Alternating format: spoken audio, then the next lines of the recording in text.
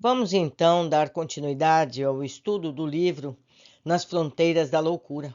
O médium Edivaldo Franco e o espírito Emanuel Filomeno de Miranda. Posto central de atendimento. Aqui temos uma explicação. Vamos nos utilizar de palavras que definem edificações de outras formas terrestres por falta de termos compatíveis que expressem a realidade do nosso plano de ação, ou seja, o plano espiritual, ficando assim compreendido o pensamento por semelhança das imagens, o que não implica numa representação perfeita da ideia do que desejamos expor. Isso aqui é a nota do autor espiritual. Porque, meus amigos, as construções dos planos espirituais são adequadas à realidade espiritual. Mas para explicar a nós, eles precisam usar aquilo que a gente conhece. Quer ver uma ideia? Como a gente explicaria como era o mar, o oceano, a praia, as ondas, por uma pessoa que sempre viveu no centro do país, que nunca viu o mar? Olha como é difícil. Como é que você vai representar a quantidade de água? Como é que você vai representar que a água tem um sabor? Como você vai representar o movimento em ondas? É muito difícil. A mesma coisa se passa com tudo que se passa no plano espiritual. O que nos é dito é o que se assemelha, o que a gente pode ter uma vaga ideia. Mas vamos ler esse capítulo de hoje. Pervagando pela área reservada ao posto central, pude observar que o acampamento de emergência socorrista ocupava quase toda a área da praça, ampla e agradável. Antes de serem instaladas as dependências que abrigariam os pacientes espirituais durante aqueles dias, engenheiros da nossa esfera de ação haviam tomado providências defensivas para que o Ministério da Caridade não sofresse danos decorrentes das invasões que se atrevem a fazer os espíritos perniciosos, opositores sistemáticos de quaisquer tentames de consolação e caridade para com as criaturas humanas. Como não há improviso nas tarefas superiores que a abnegação dos mensageiros espirituais programa, estabeleceram-se planos e traçaram-se diretrizes para a construção do núcleo transitório, utilizando-se de recursos compatíveis para essa necessidade. Substância ectoplásmica retirada das pessoas residentes nas cercanias, como da natureza, foi movimentada para a edificação do conjunto e das muralhas defensivas que renteavam internamente com as grades que resguardam o parque aprazível. Então, o que ele está explicando aqui? Que essas construções espirituais, quando feitas aqui na Terra, porque ela está numa praça, é preciso algum material ectoplasmático, ou seja, de densidade semelhante. Então, eles coletam esse material, seja na natureza, seja em pessoas que doam voluntariamente esse material para que ele possa ser utilizado. Correto? Vamos seguir com a nossa leitura. Duas largas entradas, situadas em posição opostas, facultavam a movimentação dos que ali se sediavam. Voluntários treinados, munidos de recursos magnéticos, postavam-se em vigília dos portões de acesso, enquanto outros rondavam pelas fronteiras da construção, significando proteção e resistência pacífica contra o mal. Por quê? Acho que eu vou dar muito palpite nessa nossa leitura. Os espíritos negativos, os espíritos que querem destruir, os fanfarrões, eles tentam atacar os lugares que trabalham no bem. Então, a espiritualidade superior posta proteções. Foi feita uma cerca e tem guardas nas portas para que esses espíritos danosos não possam entrar e estragar a tarefa no bem que está sendo feita ali dentro. Amplos barracões, à semelhança de tendas, revestidas de lona, espalhavam-se interligados em conjuntos harmoniosos, com equipamentos especiais para os diversos tipos de atendimento que ali seria processado. Então, tem equipamentos espirituais que serão usados em favor dos espíritos que, por acaso, precisem de atendimento durante essa festividade. Camas colocadas em filas duplas recebiam os desencarnados enfermos, que foram arrebatados nos 3 últimos dias antes de serem transferidos para o nosso plano de ação definitiva. Desde o sábado, as ocorrências inditosas tomaram corpo mais volumoso. Homicídios tresvairados, suicídios alucinados, paradas cardíacas por excesso de movimentação e exaustão de forças, desencarnação por uso de drogas ofereciam um índice elevado de vítimas de si mesmas, pela imprevidência dos dias tormentosos da patuscada irrefreável. Além desses, diversos encarnados em transe demorado recebiam socorro de urgência antes de retomarem os corpos em hospitais ou nos lares sob carinhosa vigilância, assistência do bem desconhecido. Olha o que ele está falando. Pessoas que perderam os sentidos por drogas, por qualquer abuso, esse espírito, enquanto essa pessoa está fora de si, enquanto essa pessoa está desmaiada, o que quer que seja, esse espírito é levado para esse abrigo de acolhimento, é tratada e depois encaminhada novamente ao seu corpo para que ele continue a vida. Entendam? À noite apresentávamos com ar morno, abafada, embora o céu límpido e estrelado, lavado pelas pancadas de chuva que caíam com certa frequência. O centro de comunicações do posto registrava apelos e tomadas de decisões, encaminhando assistentes hábeis para cada tipo de necessidade. Eu refletia sobre o amor e a sabedoria do Pai, Pai com letra maiúscula, está falando de Deus, no que concernia, entre outras misericórdias, aquelas ações destinadas ao amparo das criaturas, sem que estas pudessem, ao menos, ter ideia dos recursos que eram movimentados a favor de sua paz e do seu equilíbrio. O véu da carne, não obstante o milagre da oportunidade de progresso que o Espírito propicia, não deixa de ser uma barreira, um impedimento a mais ampla percepção, mais claro entendimento da realidade. Os encarnados transitavam por aqueles sítios sem darem-se conta do que ocorria entre aquelas árvores velhas, acontecendo noutra dimensão vibratória.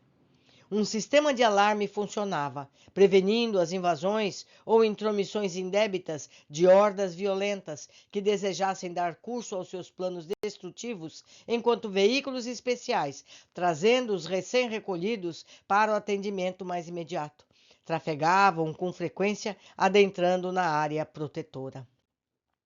Acerquei-me da entrada por onde chegara havia pouco, quando defrontei, além da barreira defensiva, uma volumosa massa escura na qual se recolcaram entidades levianas e vingadoras.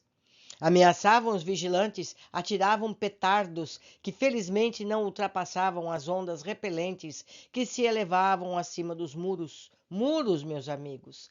Exteriorizadas por aparelhagem própria, que fazia recordar os transformadores terrestres, colocados sobre colunas espalhadas em distância regular uma das outras, que circundavam toda a área. Trazendo espíritos que se apresentavam sobre ultrizes padecimentos, blasfemavam, zombando, agrediam com verrumas verbais os trabalhadores diligentes. Venham socorrer a pobre infeliz que chora entre nós, rosnavam ácidos, um exibindo uma mulher que se debazia em agonia. Acudam-nos em nossa desesperação, gritavam sarcásticos, mais outros. Eles ridicularizavam os trabalhos, se fingiam fazendo piada, não é verdade? Que coisa triste. Onde a caridade? Estribulavam diversos. Seremos odientos a ponto de não recebermos compaixão? Também somos mortos, esquecidos de Deus e dos seus ministros. Onde a piedade? Misturavam-se a acrimônia e o sofrimento urdido pela própria leviandade, produzindo mal-estar e compaixão. Percebi que os atendentes da vigilância, porque acostumados a cenas desse porte, não se deixavam sensibilizar, seja pela revolta ou pela compaixão momentânea. Porque eu me mantivesse em perplexidade, o irmão Genésio, encarregado do serviço, acercou-se, esclarecendo-me afável. São grupos de desordeiros desencarnados, muito perigosos. Alguns são técnicos nos processos de chacota e da ironia, com que sabem insuflar desequilíbrio a fim de colherem sintonia mental. A acidez resultante do sarcasmo é sinal permanente da inferioridade. Quantos exercem atitude irônica encontram-se em grave distúrbio de comportamento emocional, agindo por vingança para provocarem reações semelhantes e darem curso às lutas e duelos de forças que se comprazem por levarem quase sempre a palma da vitória.